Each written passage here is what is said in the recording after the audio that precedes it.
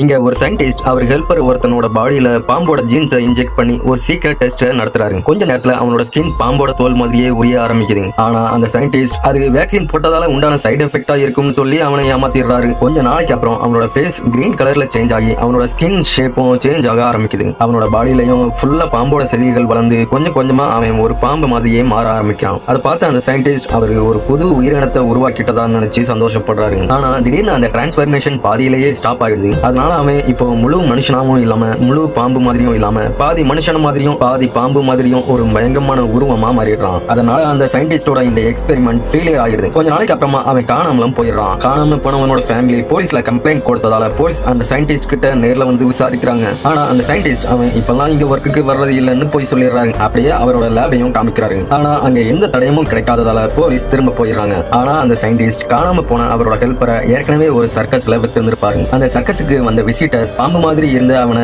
ஏதோ ஸ்பெஷலான ட்ரெஸ் போட்டுக்கிறான்னு நினைச்சு அவன் கூட போட்டோஸ் எடுக்காங்க. ஆனா இப்போ அவனால மனுஷங்களோட வாய்ஸ்ல பேச முடியாததால அவனால வாயை திறந்து ஹெல்ப் கேட்க கூட முடியல. அதுக்கப்புறம் அந்த சயின்டிஸ்ட் அவரோட டெஸ்ட்டுக்கு இன்னொரு ஆள் தேவைப்பட்டதால அவரோட ஃப்ரெண்டு ஒரு ப்ரொஃபசர் கிட்ட 100 மில்லியன் பேரம் பேசுறாரு. உடனே அந்த ப்ரொஃபசர் அவரோட ஸ்டூடெண்டா இருந்த ஜெஸ் அவர்கிட்ட இன்ட்ரோடியூஸ் பண்ணி வைக்கிறாரு. ஜெஸ்ஸுக்கு பாம்புகள் மேல ஆர்வம் அதிகம்ங்கிறதால உடனே அந்த சயின்டிஸ்டோட ஹெல்ப்பரா ஜாயின் பண்ணிக்க ஓகே சொல்லிடுறான். அவரோட சீக்ரெட் லேபுக்கு போன டைம்ல அங்க அவரோட பொண்ணை பார்த்ததும் அவளை லவ் பண்ணவும் ஆரம்பிச்சிடறான். அப்போ பாம்பு கடிச்சா விஷம் அஃபெக்ட் பண்ணாம இருக்கணும்னு சொல்லி ஒரு வேக்சினை அவனுக்கு போடுறாரு. ஆனா அவனை வச்சு அடுத்த டெஸ்ட் ஆரம்பிக்கிறதுக்காகத்தான் அந்த இன்ஜெக்ஷனை போட்டுருக்காருன்னு அப்போ அவனுக்கு தெரிஞ்சிருக்காது. அன்னைக்கு நைட்டு டின்னர் சாப்பிட ஆரம்பிச்சனும் திடீர்னு அவனுக்கு மயக்கம் வந்த மாதிரி இருக்குது. உடனே அவன் தூங்கும் போது ரொம்ப வித்தியாசமான கனவுகளும் வருது. ஆனா அது பெருசா எடுத்திருக்க மாட்டான். அப்படி இருக்கிறப்ப ஒரு நாள் ஜெஸ்ஸும் லிசாவும் சர்க்கஸுக்கு போறாங்க. அங்க அந்த ஹாஃப் ஸ்னேக் மான்ஸ்டரை பாக்குறாங்க. ஆனா அதை பார்த்ததும் அவ அப்பாவோட முன்னாள் ஹெல்ப்பர் தான் அவளால கூட கண்டுபிடிக்க முடியல. ஆனா அவங்க சர்க்கஸுக்கு போன விஷயம் தெரிஞ்சு அவளோட அப்பா இனிமே அங்க போகவே கூடாதுன்னு ரொம்ப ஸ்ட்ரிக்டா வான் பண்ணிடுறாரு. அவர் ஏன் திடீர்னு இப்படி நடந்துக்கிறாருன்னு அவளுக்கு அவர் மேல டவுட் வர ஆரம்பிக்குது. கொஞ்ச நாளைக்கு அப்புறம் அந்த ஹாஃப் ஸ்னேக் மான்ஸ்டர் உண்மையான மனுஷன் தான் பரவன ரூமரை கேட்டு உடனே அந்த சர்க்கஸுக்கு அதை பாக்குறதுக்காக ஓட் போறான். அப்போ